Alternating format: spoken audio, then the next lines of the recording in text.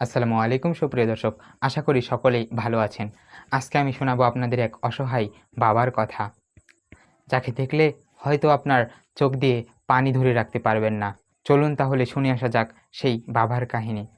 বাবা রাজু, যিনি ঢাকায় রিক্সা চালক, তার ছেলের একটি সাইকেলের খুব দরকার। তিনি অনেক কষ্ট করে একটি সাইকেল জোগাড় করে এবং সেখান থেকে সাইকেলও একটি ক্রয় করে। সাইকেলটি ক্রয় করে নিয়ে আসার পর তিনি যখন ঢাকা থেকে গাইবান্ধাতে, তার বাড়ি গাইবান্ধা এলাকায়, তিনি যখন সাইকেলটি ঢাকা থেকে গাইবান্ধা নিয়ে আসবেন, সেই সময় বাসে ভাড়া নিয়ে আসতে লাগলে তার ভাড়া লাগতো ৩,০০০ টাকা। কিন্তু তার কাছে ছিল মাত্র ২৫০০ টাকা।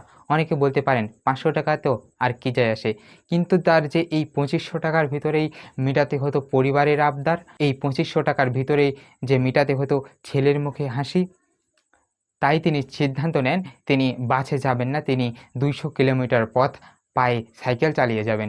একসময় তিনি পায়ে সাইকেল চালিয়ে বৃহস্পতিবার ভোরবেলা তিনি সাইকেল নিয়ে বের হন, পায়ে চালিয়ে গাইবান্ধা আসার জন্য ২০০ কিলোমিটার পথ অতিক্রম করে।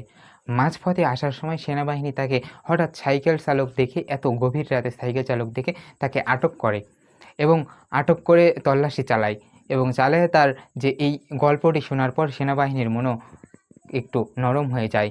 তখন সেনাবাহিনীরা তাকে সহায়তা প্রদান করে এবং তাকে বিভিন্ন খাবার দেয় এবং একটি ট্রাক দেখে ওই ট্রাকে তার সাইকেল সহ তাকে তুলে দেয় তার বাড়িতে যাওয়ার জন্য।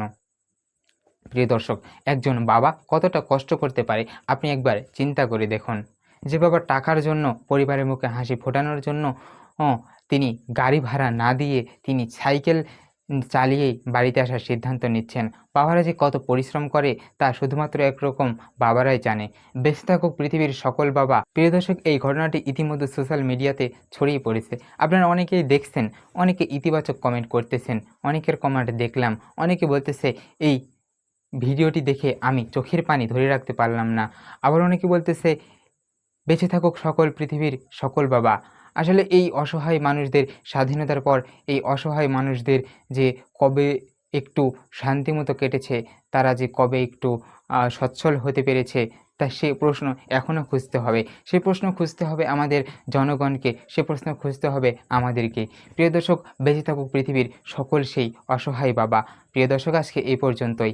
দেখা হচ্ছে নতুন কোনো ভিডিওতে আরও এক সত্য চাঞ্চল্যকর তথ্য নিয়ে। ততক্ষণ পর্যন্ত ভালো এবং সুস্থ থাকবেন। আজকে এখানেই বিদায় নিচ্ছি।